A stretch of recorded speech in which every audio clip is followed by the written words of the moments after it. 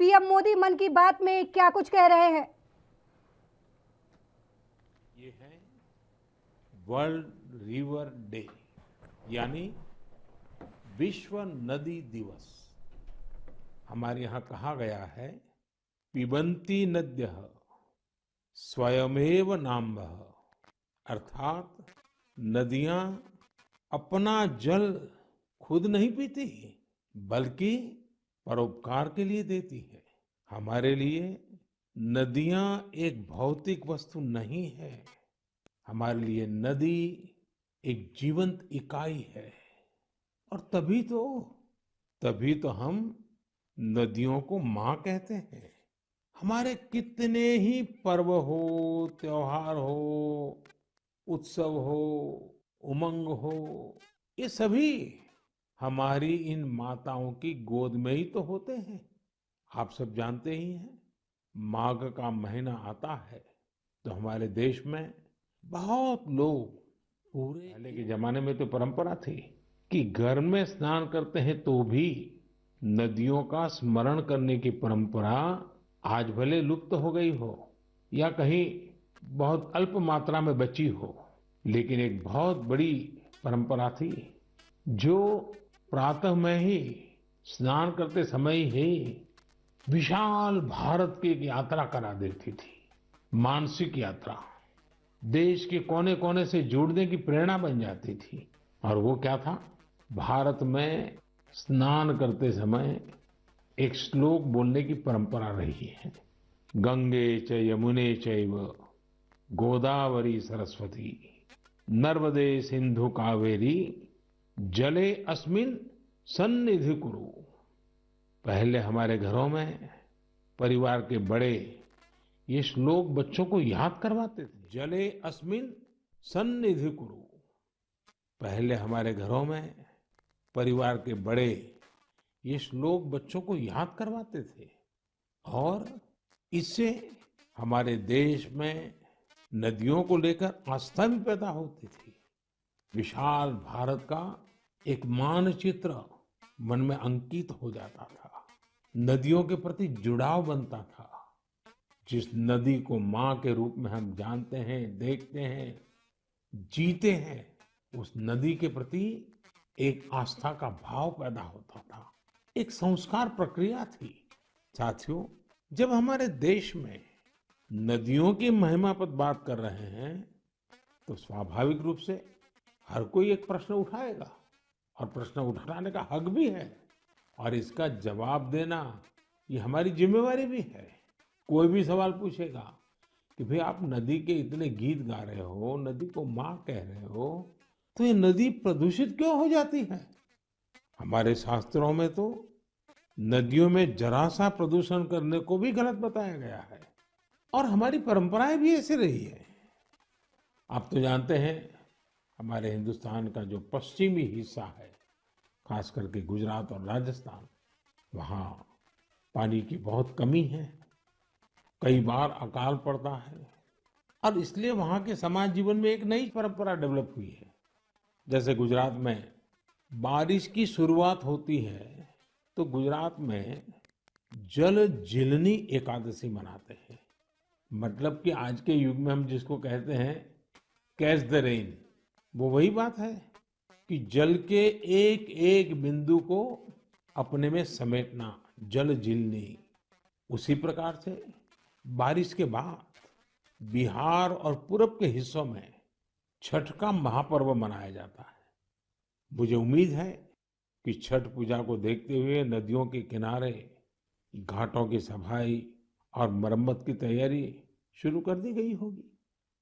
हम नदियों की सफाई और उन्हें प्रदूषण से मुक्त करने का काम सबके प्रयास और सबके सहयोग से कर ही सकते हैं।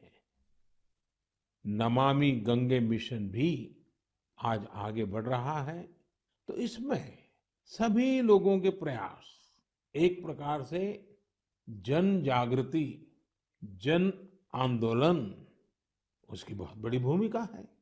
साथियों, जब नदी की बात हो रही है, माँ गंगा की बात हो रही है, तो एक और बात की और भी आपका ध्यान आकर्षित करने का मन करता है।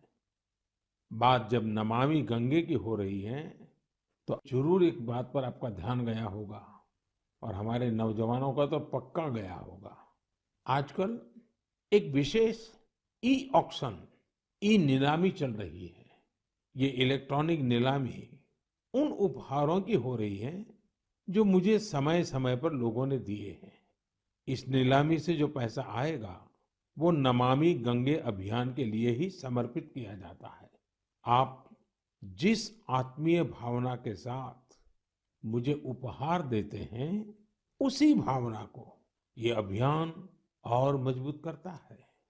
साथियों, देश भर में नदियों को पुनर्जीवित करने के लिए, पानी की स्वच्छता के लिए सरकार और समाज सेवी संगठन निरंतर कुछ न कुछ करते रहते हैं। आज से नहीं, दशकों से ये चलता रहता है। कुछ लोग तो ऐसे कामों के लिए अपने आप को समर्पित कर चुके होते हैं और यही परंपरा, यही प्रयास, यही आस्था हमारी नदियों को बचाए हुए है।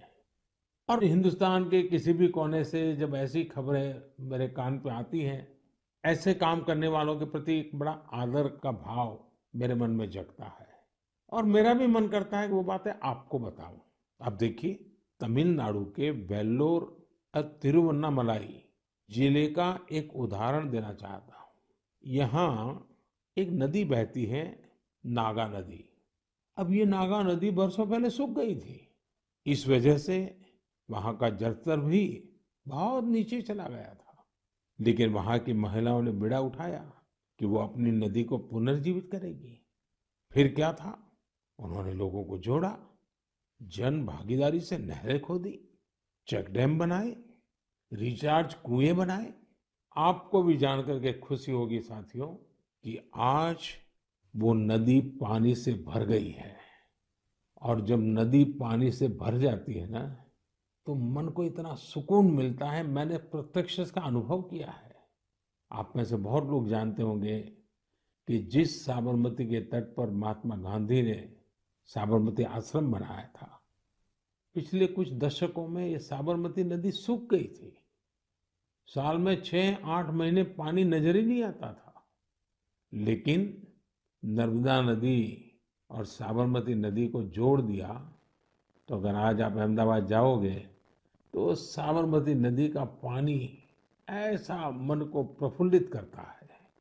इसी तरह बहुत सारे काम, जैसे तमिलनाडु की हमारी ये बहनें कर रही हैं, देश के अलग अलग कोने में चल रहे हैं। मैं तो जानता हूँ कई हमारे धार्मिक परंपरा से जुड़े हुए संत हैं, गुरुजन हैं, वे भी अपनी आध्यात्मिक यात्रा के साथ साथ पानी के लिए, नदी के लिए बहुत कुछ कर रहे हैं। कई नदियों के किनारे पेड़ लगाने का अभियान चला रहे हैं, तो कहीं नदियों में बह रहे गंदे पानी को रोका जा रहा है। बड़े परिवर्तन आते हैं। और अगर महात्मा गांधी जी के जीवन की तरफ हम देखेंगे तो हम हर पल महसूस करेंगे कि छोटी छोटी बातों की उनके जीवन में कितनी बड़ी अहमियत थी और छोटी छोटी बातों को लेकर के बड़े बड़े संकल्पों को कैसे उन्होंने साकार किया था। हमारे आज के नौजवान को ये जरूर जानना चाहिए कि साफ सफाई के अभियान ने कैसे आजादी के आंदोलन को एक निरंतर ऊर्जा दी थी। ये महात्मा गांधी ही तो थे जिन्होंने स्वच्छता को जन आंदोलन बनाने का काम किया था। महात्मा गांधी ने स्वच्छता को स्वाधीनता के सपने के साथ जोड़ दिया था। आज इतने दशकों बाद स्वच्छता आंदोलन ने एक बार फिर देश को नए भारत के सपने के साथ जोड़ने का काम किया है। और ये हमारी आदतों को बदलने का भी अभियान बन रहा है। और हम ये न भूलें कि स्वच्छता ये सिर्फ एक कार्यक्रम है। स्वच्छता ये पीढ़ी दर पीढ़ी संस्कार संक्रमण की एक जिम्मेवारी है। और पीढ़ी दर पीढ़ी जब स्वच्छता का अभियान चलता है, तब संपूर्ण समाज जीवन में स्वच्छता का स्वभाव बनता है। और इसलिए ये साल, 2 साल, एक सरकार, दूसरी सरकार ऐसा विषय नहीं है। पीढ़ी दर पीढ़ी हमें स्वच्छता के संबंध में सजगता से, अविरत रूप से, बिना थके, बिना रुके, बड़ी श्रद्धा के साथ जुड़े रहना है और स्वच्छता के अभियान को चलाए रखना है। और मैंने तो पहले भी कहा था कि स्वच्छता ये पूज्य बापू को इस देश की बहुत बड़ी श्रद्धांजलि है और ये श्रद्धांजलि हमें हर बार देते रहना है, लगातार देते रहना है। साथियों, लोग जानते हैं कि स्वच्छता के संबंध में बोलने का मैं कभी मौका छोड़ता ही नहीं हूँ और शायद इसीलिए हमारी मन की बात के एक श्रोता श्रीमान रमेश पटेल जी ने लिखा है, हमें बापू से सीखते हुए इस आजादी के अमृत महोत्सव में आर्थिक स्वच्छता का भी संकल्प लेना चाहिए। जिस तरह शौचालयों के निर्माण ने गरीबों की गरिमा बढ़ाई, वैसे ही आर्थिक स्वच्छता गरीबों को अधिकार सुनिश्चित करती है, उनका जीवन आसान बनाती है। अब आप जानते हैं, जनधन खातों को लेकर देश ने जो अभियान शुरू किया, इसकी वजह से आज गरीबों को उनके हक का पैसा सीधा सीधा उनके खाते में जा रहा है, जिसके कारण भ्रष्टाचार जैसी रुकावटों में बहुत बड़ी मात्रा में कमी आई है। ये बात सही है, आर्थिक स्वच्छता में टेक्नोलॉजी बहुत मदद कर सकती है।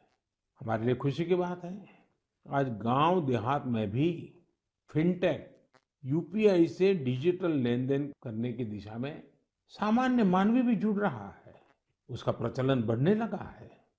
आपको मैं एक आंकड़ा बताता हूँ, आपको गर्व होगा। पिछले अगस्त महीने में, एक महीने में यूपीआई से 355 करोड़ ट्रांजैक्शन हुए, यानी करीब करीब 350 करोड़ से ज्यादा ट्रांजैक्शन। यानी हम कह सकते हैं कि अगस्त के महीने में 350 करोड़ से ज्यादा बार डिजिटल लेन देन के लिए यूपीआई का इस्तेमाल किया गया है। आज एवरेज 6 लाख करोड़ रुपए से ज्यादा का डिजिटल पेमेंट यूपीआई से हो रहा है। इससे देश की अर्थव्यवस्था में स्वच्छता, पारदर्शिता आ रही है और हम जानते हैं अब फिनटेक का महत्व बहुत बढ़ रहा है। साथियों, जैसे बापू ने स्वच्छता को स्वाधीनता से जोड़ा था, वैसे ही खादी को आजादी की पहचान बना दिया था। आज आजादी के 75वें साल में हम जब आजादी के अमृत महोत्सव को मना रहे हैं, आज हम संतोष से कह सकते हैं कि आजादी के आंदोलन में जो गौरव खादी को था, आज हमारी युवा पीढ़ी खादी को वो गौरव दे रही है। आज खादी और हैंडलूम का उत्पादन कई गुना बढ़ा है और उसकी मांग भी बढ़ी है। आप भी जानते हैं, ऐसे कई अवसर आए हैं जब दिल्ली के खादी शोरूम में एक दिन में 1 करोड़ रुपए से ज्यादा का कारोबार हुआ है।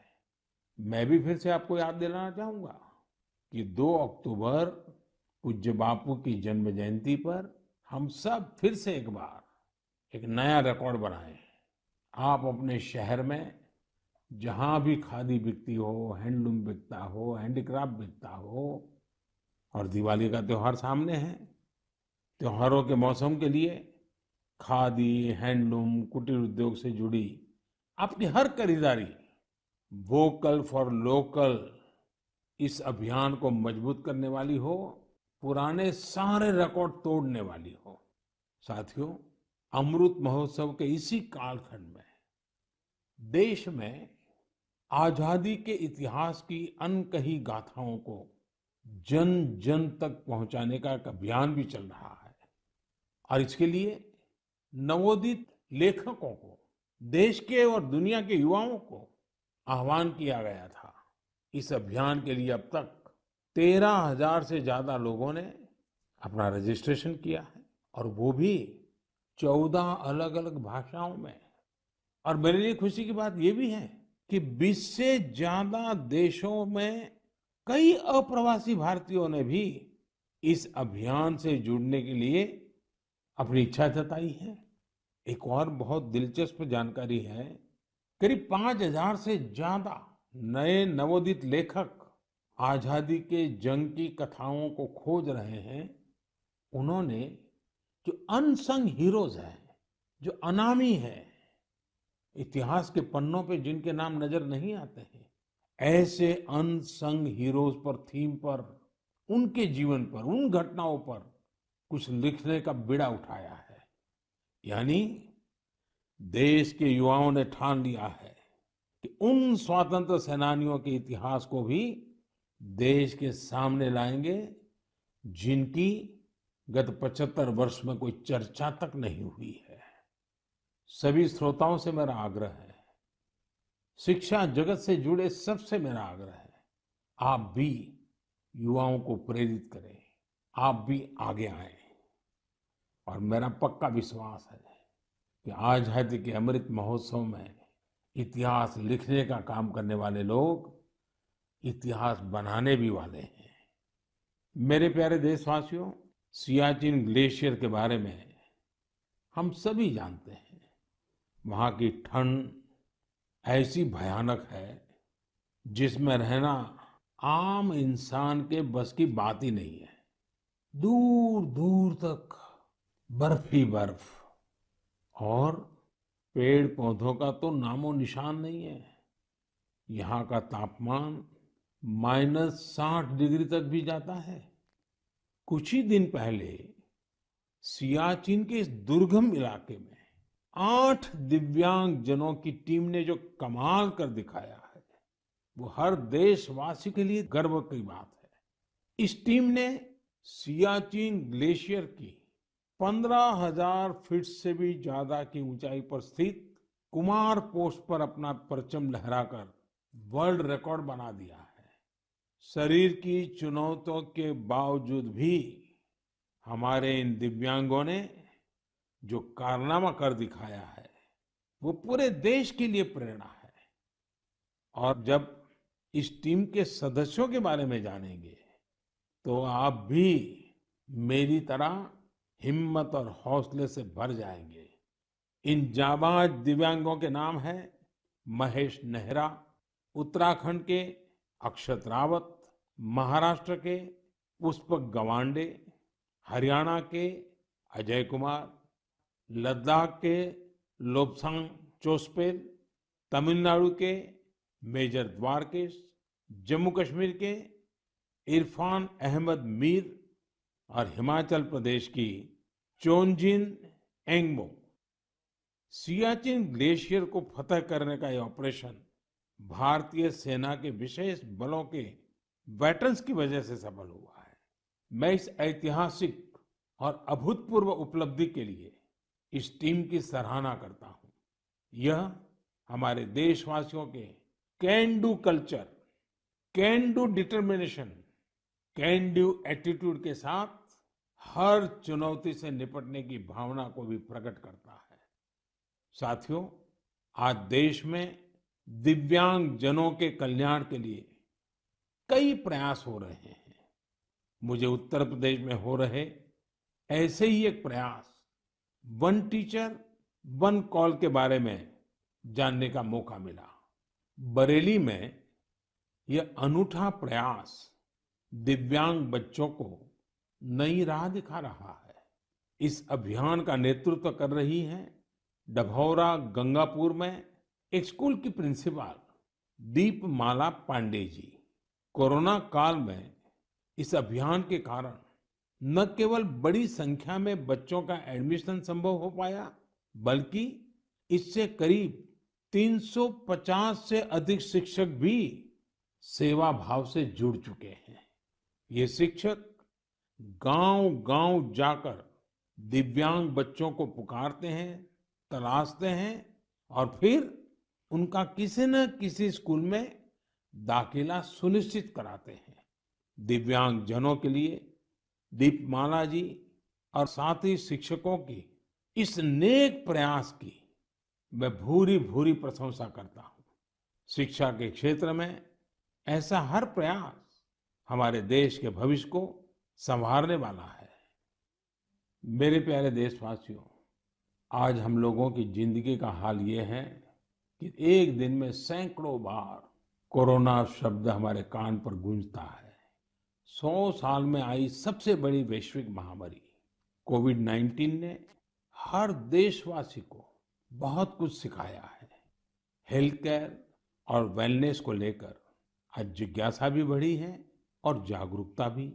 हमारे देश में पारंपरिक रूप से ऐसे नेचुरल प्रोडक्ट्स प्रचुर मात्रा में उपलब्ध हैं जो वेलनेस यानी सेहत के लिए बहुत फायदेमंद है। ओडिशा के कालाहांडी के नांदोल में रहने वाले पतायत साहू जी इस क्षेत्र में बरसों से एक अनोखा कार्य कर रहे हैं। उन्होंने 1.5 एकड़ जमीन पर मेडिसिनल प्लांट लगाए हैं। यही नहीं, साहू जी ने इन मेडिसिनल प्लांट्स को डॉक्यूमेंटेशन भी किया है।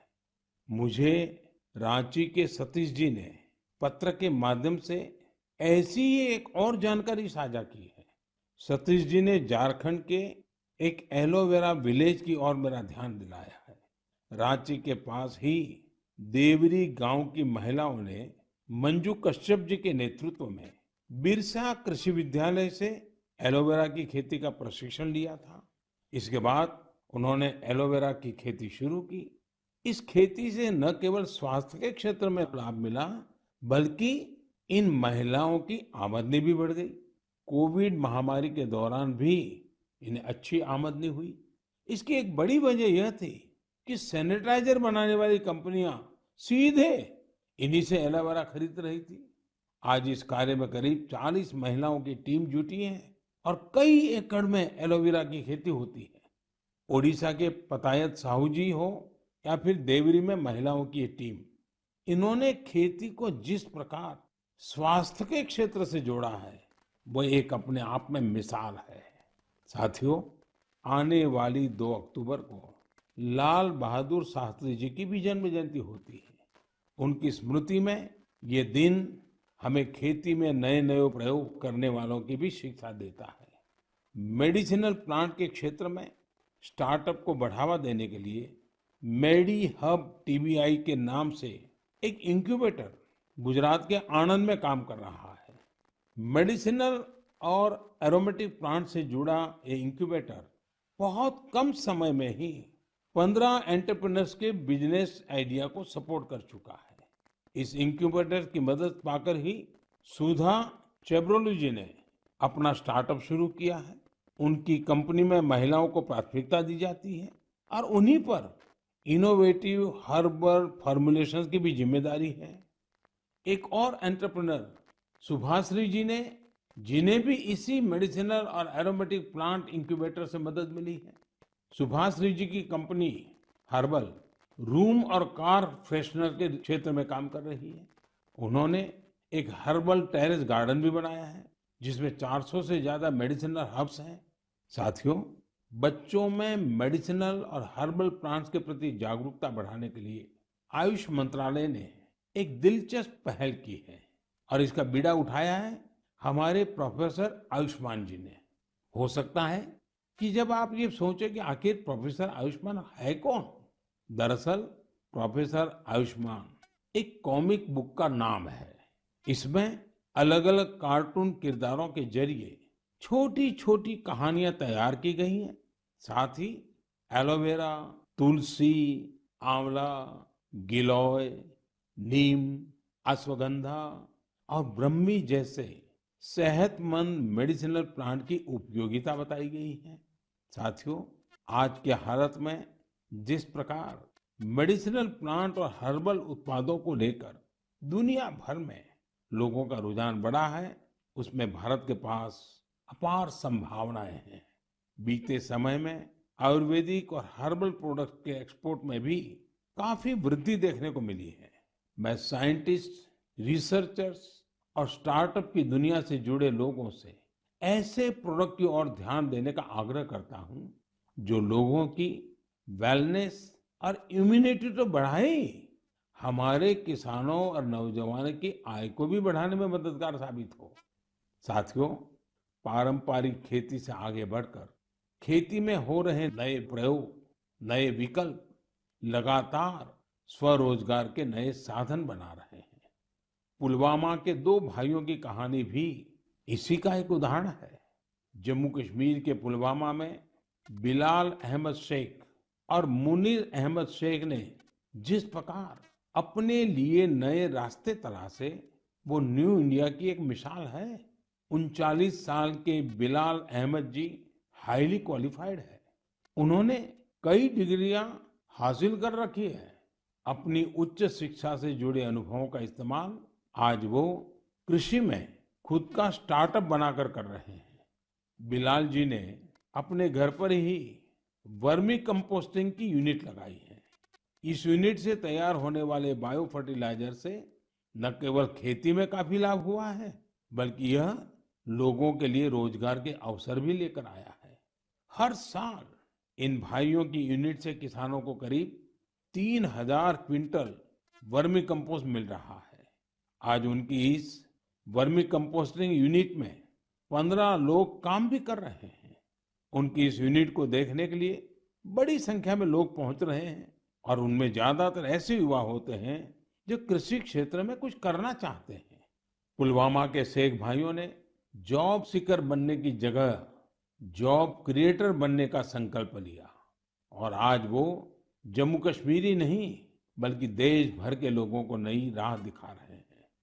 मेरे प्यारे देशवासियों, 25 सितंबर को देश की महान संतान पंडित दीनदयाल उपाध्याय जी की जन्म जयंती होती है। दीनदयाल जी पिछली सदी के सबसे बड़े विचारकों में से एक है। उनका अर्थदर्शन, समाज के सशक्त करने के लिए उनकी नीतियां, उनका दिखाया अंत्योदय का मार्ग आज भी जितना प्रासंगिक है उतना ही प्रेरणादायी भी है। 3 साल पहले 25 सितंबर को उनकी जन्म जयंती पर ही दुनिया की सबसे बड़ी health assurance scheme Ayushman Bharat योजना लागू की गई थी।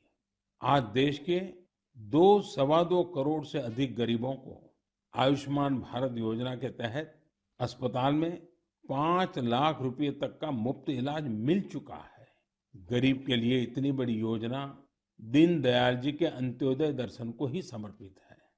आज के युवा अगर उनके मूल्यों और आदर्शों को अपने जीवन में उतारें तो ये उनके बहुत काम आ सकता है।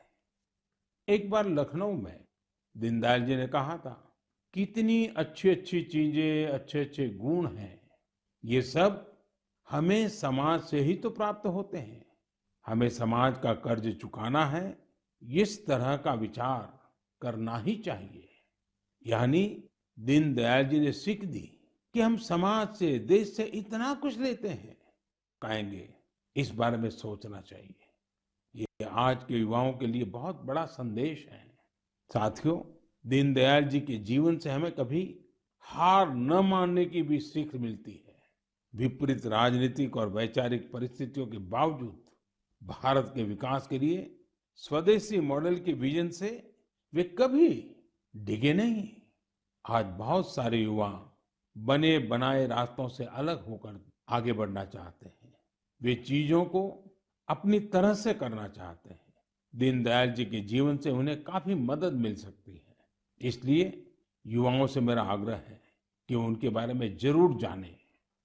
मेरे प्यारे देशवासियों, हमने आज बहुत से विषयों पर चर्चा की। जैसा हम बात भी कर रहे थे, आने वाला समय त्योहारों का है। पूरा देश मर्यादा पुरुषोत्तम श्री राम की असत्य पर विजय का पर्व भी मनाने वाला है। लेकिन इस उत्सव में हमें एक और लड़ाई के बारे में याद रखना है, वो है देश की कोरोना से लड़ाई। टीम इंडिया इस लड़ाई में रोज नए रिकॉर्ड बना रही है। वैक्सीनेशन में देश ने कई ऐसे रिकॉर्ड बनाए हैं जिसकी चर्चा पूरी दुनिया में हो रही है। इस लड़ाई में हर भारतवासी की अहम भूमिका है। हमें अपनी बारी आने पर वैक्सीन तो लगवानी ही है, पर इस बात का भी ध्यान रखना है कि कोई इस सुरक्षा चक्र से छूट न जाए। अपने आसपास जिसे वैक्सीन नहीं लगी है, उसे भी वैक्सीन सेंटर तक ले जाना है। वैक्सीन लगने के बाद भी जरूरी प्रोटोकॉल का पालन करना है। मुझे उम्मीद है इस लड़ाई में एक बार फिर टीम इंडिया अपना परचम लहराएगी। हम अगली बार कुछ और विषयों पर मन की बात करेंगे। आप सभी को, हर देशवासी को त्योहारों की बहुत बहुत शुभकामनाएं। धन्यवाद।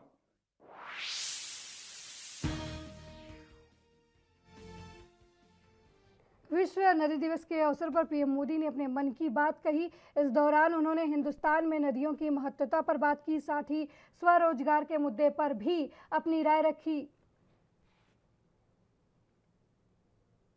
आपको बता दें कि प्रधानमंत्री मोदी ने नदी दिवस के अवसर पर अपने मन की बात रखी और हिंदुस्तान में कोरोना की लड़ाई को लेकर भी